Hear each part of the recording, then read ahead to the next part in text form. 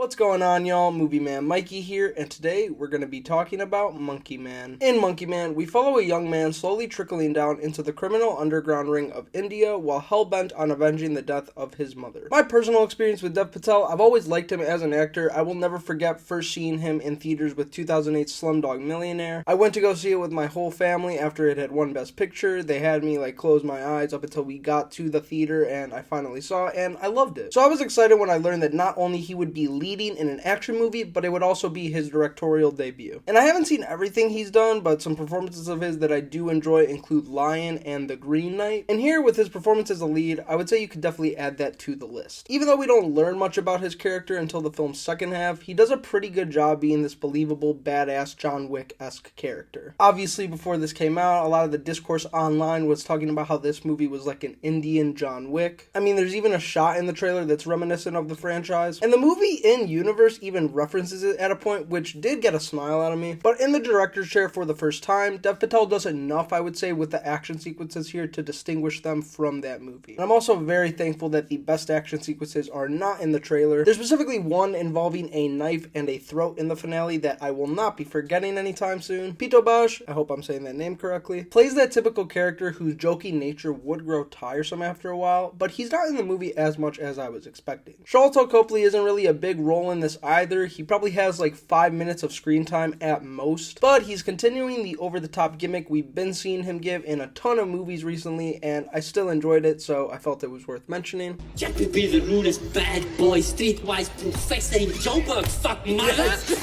Yes!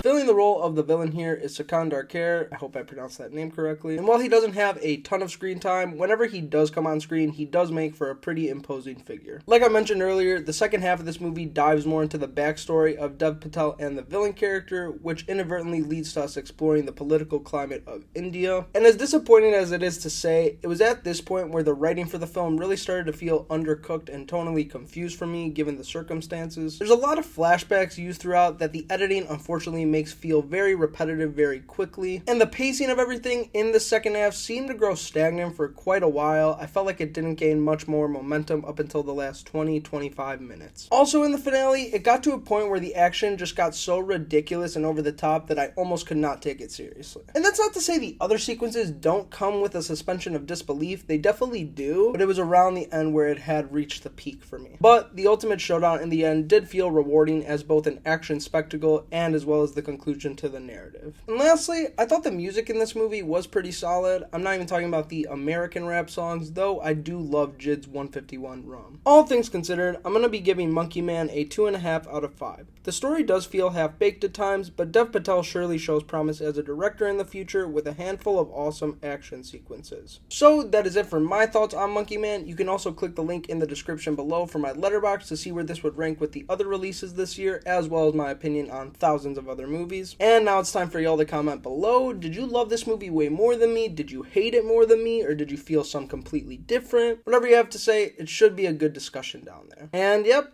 that's about it. Thanks a ton for making it to the end of this video. I've been Movie Man Mikey, and always remember, enjoy yourself.